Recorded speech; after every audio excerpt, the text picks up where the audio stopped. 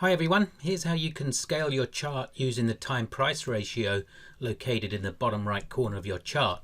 Now you'll notice that as you move your chart, zoom in or out, and the date scale or the price scale changes, that ratio will get recalculated.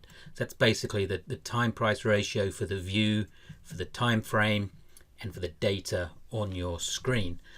So let's say you want to set it to a particular value. So at the moment it's 3.83 for this daily chart, but I'm going to set it to 5 points per day.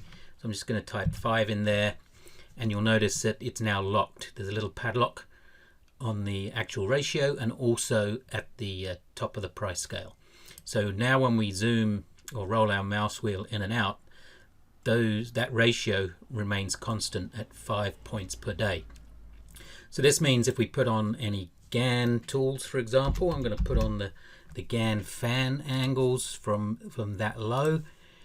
If we change the price unit, which is used to calculate these angles, if we make it the same as the time price ratio, so change the price unit to 5, this means that the 1 by 1 line is now a geometric 45 degrees because it's the same being calculated the same ratio as the chart itself.